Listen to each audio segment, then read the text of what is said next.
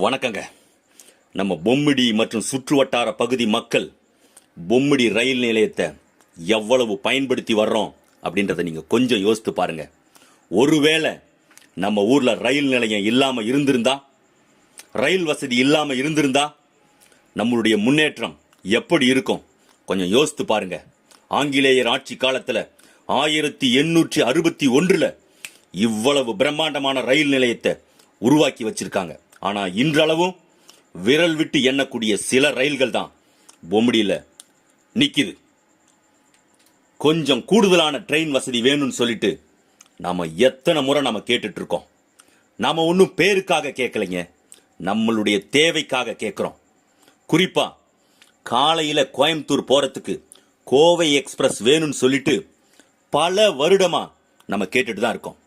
தனிப்பட்டவர்கள், அரசியல்வாதிகள், அரசியல் கட்சிகள் எத்தனையோ விதங்களில அவர்கள் கோரிக்கையை வைத்துட்டு தான் இருக்காங்க. ஆனா இன்றளவும் நம்மளுடைய கோரிக்கை கண்டுகொள்ளவே படலைங்க.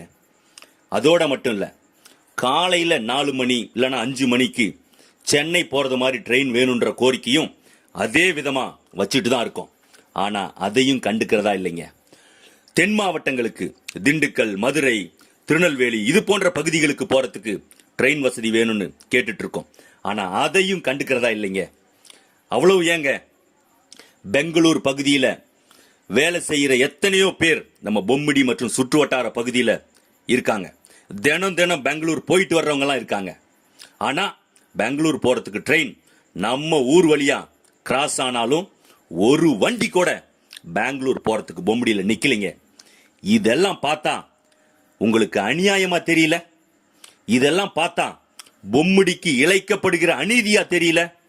நாம கேட்காம இல்லைங்க, நாம கேட்டுக்கிட்டு இருக்கோம். ஆனா தென்னக ரயில்வே சேலம் கோட்டமும் சரி, மத்திய அரசும் சரி அதை கண்டுக்கிறதாவே இல்லைங்க. அதனால தான் பொம்மிடி ரயில் பயனாளர்கள் சங்கம் சார்பா இப்போ போன மாதம், அதுக்கு முன்ன மாசம் 2-3 கோரிக்கைகள் கொடுத்தோம். அது என்னாச்சுன்னு சொல்லிட்டு கேள்வி கேட்டோம்.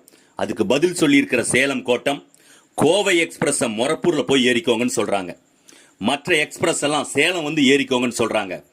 இவ்வளவு பிரம்மாண்டமான ரயில் நிலையத்தை நம்ம ஊர்ல வச்சுட்டு நாம ஏங்க அங்கெல்லாம் போய் ட்ரெயின் ஏறணும்? ஏன் நம்ம ஊர்ல ட்ரெயின் நிறுத்தி அங்க ஏறதுக்கு நமக்கு உரிமை இல்லையா? நம்ம ஊர் பொம்மிடி மற்றும் சுற்று வட்டார பகுதி மக்கள் இல்லையா? நாம எல்லாம் இந்தியர்கள் இல்லையா? நாம ட்ரெயினை பயன்படுத்துவதற்கு நமக்கு உரிமை இல்லையா? இத தாங்க பொம்மிடி ரயில் பயனாளர்கள் சங்கம் கேட்டுக்கிட்டு இருக்கு. அதனால தான் மத்திய அரசு கிட்டையும், தென்னக ரயில்வே கிட்டையும், சேலம் கோட்டத்துக்கிட்டையும் நம்முடைய கோரிக்கையை வலுவா கொண்டு போய் சேர்க்கணும்னு சொல்லிட்டு வர்ற மார்ச் 7ஆம் தேதி கடையடைப்பு போராட்டத்துக்கு அழைப்பு விடுக்கிறோம். முறையான அனுமதி வாங்குறதுக்கான எல்லா வேலையும் நாங்க செஞ்சுக்கிட்டு இருக்கோம். நாங்க கேட்கறதெல்லாம் ஒன்னே ஒண்ணுதான். பொம்மிடி மற்றும் சுற்று வட்டார பகுதி வணிகர்களே, எங்களுக்கு நீங்கள் ஆதரவு கொடுங்கள். ஒரு நாள், ஒரே நாள் பொம்மிடிக்காக, இந்த கடையடைப்பிற்காக உங்களுடைய ஆதரவை கொடுங்கள். பொம்மிடி உங்களை எத்தனையோ விதங்களில வளர்த்திருக்குது இல்லையா, முன்னேற்றி இருக்கிறது இல்லையா?